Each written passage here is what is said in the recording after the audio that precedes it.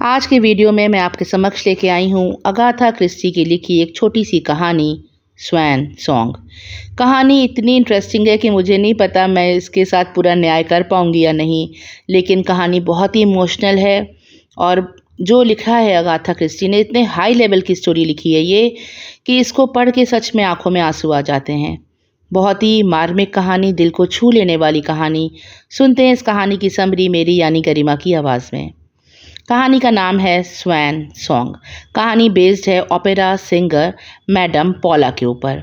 Madam पॉला लगभग 40 साल की हो चुकी हैं, लेकिन उनकी सुंदरता अभी भी बरकरार है। वो अभी भी इतना अच्छा गाती हैं ओपेरा में कि लोग उनके कायल हैं। उन्हें कई जगह से इन्विटेशंस आते रहते हैं और उनका जो सारा बिजनेस देखता है उस आदमी का नाम है मिस्टर कोवन। मिस्टर कोवन इंतज़ार कर रहा है मैडम पॉला का कि कब वो तैयार होकर अपने रूम से आएंगी और वो उनके साथ डिस्कस करेगा आगे आने वाले दिनों में जितने भी इनवाइट्स मिले हैं उन्हें। उनके कई जगह पर ऐसे इनविटेशन है जहां उन्हें सोलो परफॉर्म करना है, तो कहीं किसी को सिंगर के साथ भी परफॉर्म करना है और कई इंटरव्यूज़ भी हैं उनके। लेकिन मैडम पॉला जो हैं वो थोड़ी गुस्से वाली है, मीन्स मूड स्विंग्स होते रहते हैं उन्हें। कभी वो बहुत गुस्से में आ जाती हैं तो कभी बहुत पोलाइट हो जाती हैं। तभी उनकी असिस्टेंट बताती है मिस्टर कोवन को कि किसी ने उन्हें पीले गुलाब भेजे थे, लेकिन मैडम पॉला को पीले गुलाब बिल्कुल भी पसंद नहीं, तो उन्होंने उठाकर उसे कॉरिडोर में फेंक दिए। इतनी गुस्से वाली, थोड़ी जेलस फीलिंग भी रखती हैं जो उनके को स्टार्स हैं। कई सिंगर्स उन्हें पसंद नहीं हैं और ख़ुद पसंद है। मैडम पॉला खुद को बहुत पसंद करती हैं और कहती हैं कि उनकी तरह का ओपेरा सिंगर कभी पैदा नहीं हुआ। उनको बचपन में जो क्रिश्चियन मिशनरीज़ होते हैं वहाँ की सिस्टर्स ने इतने अच्छे से गाना गाना सिखाया, इतने high pitch, low pitch, voice की वॉइस में, गर्लिश वॉइस में, सब में इतने पिचेस चेंज कर करके गाना गाना सिखाया है कि वो इतनी ट्रेंड हो चुकी हैं, इतनी मेहनत की है उन्होंने कि उनसे अच्छा गाना कोई नहीं गा सकता। खैर, सारे डिस्कशंस होते हैं मिस्टर कोवन के साथ। अंत में मिस्टर कोवन बताते हैं कि एक छोटी सी जगह है जहाँ पर रस्टनबरी कैसल नाम का एक कैसल है पुराने ज़माने का, एक छोटी सी जगह पे, लेकिन वहाँ पर बहुत ही ज़्यादा हाई क्लास के लोग रहते हैं। तो वो उनको इनवाइट कर रहे हैं मैडम पॉला को, और उन्हें वहाँ पर एक मीन्स 3 गाने गाने हैं ओपेरा के। तो ये कहती हैं मैडम पॉला कि रुको रुको, रस्टनबरी कैसल, मुझे ये नाम सुना सुना सा क्यों लग रहा है। वो जाती हैं और एक मैगज़ीन निकालती हैं अपनी अलमीरा में से और जल्दी जल्दी उसके पन्ने पलटने लगती हैं। तभी एक पन्ने पे आके वो रुक जाती हैं और जैसे उनके चेहरे का रंग बदल जाता है। फिर वो कहती हैं कि वो ज़रूर जाएंगी। ऐसे वो छोटी जगहों पर कभी भी ओपेरा सिंग करने नहीं जाती थी, लेकिन वो कहती हैं कि वो ज़रूर जाएंगी रस्टनबरी कैसल पे, लेकिन सिर्फ टॉस्का करने के लिए ही जाएंगी। अब ये जो टॉस्का है ये एक तरह का प्ले है, जैसे रोमियो जूलियट होता है। टॉस्का प्ले में 3 इसके एपिसोड्स होते हैं या 3 पार्ट्स में है टॉस्का सीरियल। बहुत ही ज़्यादा इमोशनल, बहुत ही ज़्यादा रोमांटिक सीरियल है, लेकिन इसका एंड बहुत ही ड्रेडफुल है। टॉस्का में एक कहानी है एक लड़की टॉस्का के ऊपर जो एक आदमी से बहुत प्यार करती थी। वो जो हीरो था वो एक आर्टिस्ट था, लेकिन साथ ही साथ वो एक रेवोल्यूशनरी भी था। उस ज़माने में रशियन रेवोल्यूशन चल रहा था। तो टॉस्का और ये जो मिस्टर कैवेराडोसी हैं उनका प्यार परवान चढ़ रहा था, लेकिन किसी की आंखों में उनका ये प्यार खटक रहा था। वो था एक बहुत ऊंचे ओहदे पे बैठा हुआ पुलिस इंस्पेक्टर स्कारपिया। स्कारपिया जैसे कि इस सीरियल का, इस जो इनका जो प्ले है उसका, टॉस्का उसका एक विलन है। उसे ये जिद थी कि उसे जो कुछ चाहिए वो चाहिए। वो टॉस्का से प्यार नहीं करता था, लेकिन सिर्फ अपनी जिद पूरी करने के लिए उसे टॉस्का चाहिए थी। इसके लिए वो टॉस्का का जो प्रेमी था उसे झूठे आरोप में फंसा देता है और उसे फांसी की सज़ा हो जाती है। टॉस्का के आगे वो शर्त रख देता है कि या तो वो उसकी हो जाए या फिर उसके जो प्रेमी है वो मौत के मुँह में चला जाएगा। टॉस्का बहुत मिन्नतें करती है, उसके पैरों में गिर जाती है, लेकिन वो नहीं मानता। अंततः उसका प्रेमी तो मर जाता है टॉस्का का, लेकिन टॉस्का खुद को समर्पित नहीं करती और आखिरी सीन में वो एक विंडो के पास जाती है और वहाँ से कूद जाती है। यहीं पे प्ले एंड हो जाता है। बहुत ही इमोशनल प्ले है। आज भी टॉस्का प्ले जो लोग देखते हैं तो वो बहुत ही ज़्यादा इमोशनल हो जाते हैं इसको देखकर, और बहुत ही सधे हुए कैरेक्टर्स चाहिए इसको प्ले करने के लिए। और ऐसे ही सधे हुए 3 कैरेक्टर्स चूज़ किए गए हैं उनके पार्ट्स को प्ले करने के लिए। टॉस्का का पार्ट जो है वो मैडम पॉला प्ले करेंगी। उनका जो प्रेमी है उसका पार्ट प्ले करेंगे हेंसडेल नाम के एक जो वहाँ के ओपेरा सिंगर हैं, और साथ ही वो जो उसका विलन था स्कारपिया, उसका प्ले करेंगे रोज कैरी नाम के एक आर्टिस्ट। ये सारे पहुंच जाते हैं रस्टनबरी कैसल, लेकिन वहाँ पर एक अनहोनी होती है क्योंकि जो स्कारपिया का प्ले करने वाले थे रोज कैरी, उनकी तबीयत अचानक बहुत ख़राब हो जाती है। इतनी ख़राब हो जाती है कि उन्हें लगता है कि अब वो मर जाएंगे। टॉस्का उनके लिए तुरंत एक डॉक्टर का प्रबंध करती हैं, लेकिन डॉक्टर बताते हैं कि इन्हें भयंकर फूड पॉइजनिंग हुई है, शायद किसी ने इनके खाने में जहर मिला दिया है और रोज कैरी अब गा नहीं पाएंगे कुछ दिनों के लिए। तो बहुत टेंशन हो जाती है कि सब कुछ हो चुका है प्रिपेयर, क्योंकि जो ये टॉस्का प्ले है इसमें सारे जो पीछे के पर्दे हैं, ये एक्ट चेंज होता है तो पूरा डेकोर चेंज होता है, तो बहुत मेहनत लगती है इस प्ले के पहले। तो अब प्ले चेंज नहीं किया जा सकता एंड टाइम पे। तो जो लेडी रस्टनबरी थी, उस रस्टनबरी कैसल की जो मालकिन थी, वो कहती हैं कि वो जानती हैं एक ओपेरा सिंगर को जो वहीं पे पास में रहते हैं, लेकिन अब वो रिटायर्ड हो चुके हैं। बहुत ही नामी ओपेरा सिंगर थे, लेकिन अगर वो उनसे रिक्वेस्ट करेंगी तो वो ज़रूर इस प्ले में स्कारपिया का प्ले करने के लिए तैयार हो जाएंगे, पार्ट प्ले करने के लिए। तो ब्रियॉन नाम के उनके पास जाती हैं ओपेरा सिंगर के पास और बहुत रिक्वेस्ट करती हैं उनसे।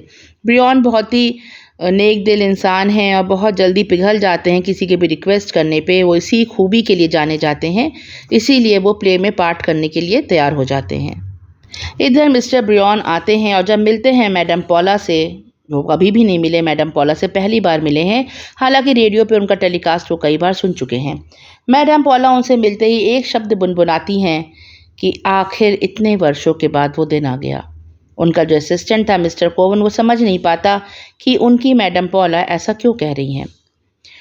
मिस्टर ब्रियॉन मैडम पॉला से मिलते हैं तो कहते हैं कि मैडम पॉला को देख के उन्हें एक लड़की की याद आ गई जिसका नाम बियांका था। बहुत सालों पहले उन्होंने उसका गाना सुना था ओपेरा में और वो इतना बेहतरीन गाती थी कि उसका मैच आज कोई नहीं कर सकता था, लेकिन बियांका की एक गलती की वजह से उसका पूरा करियर ख़त्म हो गया।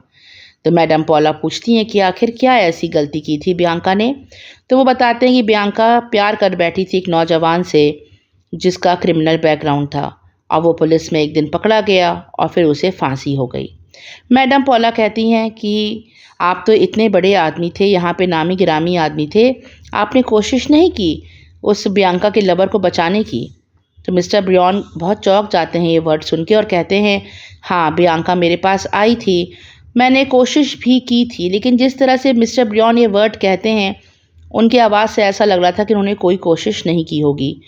फिर वो कहते हैं कि उसके बाद बियांका जो थी वो एक क्रिश्चियन मिशनरी में चली गई और उसकी ज़िंदगी ख़त्म हो गई, एक सिंगर डेड हो गया।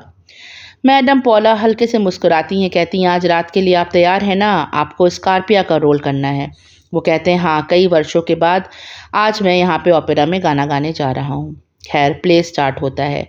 जब प्ले स्टार्ट होता है तो टॉस्का, तो पहले तो मैडम पॉला बहुत ही उसमें माइल्ड, अपना जो एक्टिंग का था परफॉर्मेंस बहुत ही स्लो था। किसी को देख के ऐसा नहीं लगता कि मैडम पॉला इतनी मंझी हुई कलाकार हैं। वो तो जैसे गाना गा रही हैं, जो उनके भाव हैं वो कोई ख़ास नहीं लग रहे। लेकिन जैसे जैसे प्ले आगे बढ़ता है, मैडम पॉला की जो प्रतिभा थी वो निखर के सामने आने लगती है। वो इतनी उम्दा एक्टिंग करती हैं कि लोगों को लगता है कि सच में टॉस्का बिल्कुल ऐसी ही रही होगी, उसने बिल्कुल ऐसे ही एक्टिंग की होगी, ऐसा ही सोचा होगा, ऐसा ही महसूस किया होगा। एक एक लाइन जो उन्होंने बोली मैडम पॉला ने, वो सबके दिल पे वार करती चली गई, सबके दिलों को छूते चली गई। लोगों के आंखों से आंसू बह रहे थे। और फिर वो ड्रामेटिक आखिरी सीन आने लगता है जब मैडम पॉला लेट जाती हैं सोफ़े पे, उनके बाल बिल्कुल बिखरे होते हैं और आखिरी बार वो विनती कर रही थी स्कारपिया से कि उसके प्रेमी को बचा लो, लेकिन स्कारपिया बिल्कुल अपना मुंह घुमा के खड़ा था, वो मदद करने को तैयार नहीं था। अभी पूरा एक एक्ट बचा हुआ होता है, अभी सेकंड एक्ट ख़त्म हो रहा है और ये जो थी मैडम पॉला, ये उठती हैं और चली जाती हैं पर्दे के पीछे। उनके हाथ में एक चाकू होता है जो उन्होंने छुपा के पीछे रखा था। पर्दा खिंच जाता है और थोड़ी देर बाद एक चीखने की आवाज़ आती है। पर्दे के पीछे से सब हेल्पर्स निकलते हैं और कहते हैं कि जल्दी आइए, यहाँ पे एक इमरजेंसी है।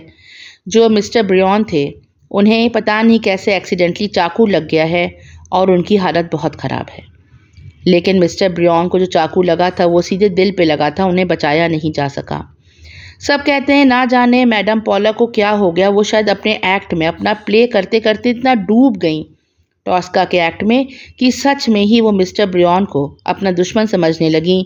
वो समझने लगी कि मिस्टर ब्रियन सच में स्कॉर्पिया है और उनके छाती में उन्हें चाकू उतार दिया और अपने दुश्मन को ख़त्म कर दिया। मैडम पॉला चुपचाप जाके अपने ड्रेसिंग रूम में बैठ जाती हैं। पीछे से कई लोग बातें कर रहे थे। कई लोग ने जिसने मैडम पॉला की और मिस्टर ब्रियन की उस समय की वार्तालाप सुनी थी जब ये दोनों बियांका के बारे में बातें कर रहे थे। लेडी रेस्टनबरी के जो हस्बैंड है वो कहते हैं कि हाँ, बियांका नाम की एक लड़की थी, उस समय वो एक आदमी से प्यार कर बैठी थी, लेकिन शायद ये जो मिस्टर ब्रियन थे ये कहीं ना कहीं बियांका को चाहते थे और उन्होंने अपने ओहदे का गलत इस्तेमाल किया था। अब बियांका का जो प्रेमी था उसे नकली केस में फंसा के उसे एग्जीक्यूट यानी फांसी पे चढ़वा दिया था। बियांका उसके बाद कहीं गायब हो गई। मिस्टर कोवन जो हैं, जो बिज़नेस देखते हैं, उनका मैडम पॉला का उसे भी कई बातें याद आने लगती हैं कि मैडम पॉला ने क्यों कहा था मिस्टर ब्रियन को देख के कि आखिर इतने सालों के बाद वो हिसाब बराबर करेंगी। फिर उसे वो मैगज़ीन याद आती है जिसके पन्ने वो पलट रही थी। दरअसल उस मैगज़ीन में मिस्टर ब्रियन के उस बंगले की फ़ोटो निकली थी और उनकी फ़ोटो छपी थी कि वो रस्टनबरी कैसल के पास में रहते हैं। उसी को देख के मैडम पॉला समझ गई थी कि आज वो पुरानी दुश्मनी को पूरा ख़त्म करने का टाइम आ चुका था। मैडम पॉला ही बियांका थी, उन्होंने अब अपना नाम बदल लिया था। बियांका जो प्यार करती थी उसका प्यार सच्चा था और उसे झूठे केस में उसके प्रेमी को फंसा के मिस्टर ब्रियन ने मरवा दिया था। मिस्टर ब्रियन की नज़र थी बियांका पे। बियांका मर गई थी उनके लिए, लेकिन वो क्रिश्चियन मिशनरी में गई जहाँ उसने गाना गाना सीखा और उसका जो सुर थे वो और निखर के सामने आए और वो बन गई मैडम पॉला। कोई भी नहीं जान पाया कि बियांका ही मैडम पॉला अब बन चुकी है। मैडम पॉला अपने ड्रेसिंग रूम में मोती की माला अपने गले से उतार रही हैं। उन्हें पता है उनके साथ आगे क्या होने वाला है। तभी मिस्टर कोवन आते हैं और कहते हैं कि 2 पुलिस इंस्पेक्टर उनके लिए आ चुके हैं। उन्हें पता है कि वो अब पकड़ी जाएंगी क्योंकि उन्होंने खून किया है एक तरह से मिस्टर ब्रियन का। वो अपनी वो माला उतारती हैं और उनकी एक और सेक्रेटरी होती है, उसको वो माला दे देती हैं और कहती हैं कि तुमने मेरी बहुत हेल्प की हमेशा, इसके ऊपर अब तुम्हारा हक है। उनकी सेक्रेटरी की आंखों में आंसू आ जाता है। मैडम पॉला कहती हैं कि उनका बदला आज पूरा हुआ, उनके जीने की वजह आज पूरी हो गई। अब वो जा रही हैं, जिस जगह वो जाएंगी वो कभी भी ओपेरा सिंगर के रूप में नहीं पहचानी जाएंगी, वो कभी भी गाना नहीं गा सकती, वो कभी भी टॉस्का नहीं बन सकती और ये मोती की माला भी वो नहीं पहन सकती। ये बोलकर वो चुपचाप चली जाती हैं। पुलिस इंस्पेक्टर उन्हें अरेस्ट कर लेते हैं और यहीं पे कहानी समाप्त होती है। कहानी अगर किसी भी पार्ट में आपको कंफ्यूजिंग लगी हो या समझ में नहीं आई हो तो कमेंट सेक्शन में आप कोई भी क्वेश्चन मुझसे पूछ सकते हैं और ऐसे ही इंटरेस्टिंग कहानियाँ सुनने के लिए जुड़े रहें चैनल से। Thanks for listening. Bye for now.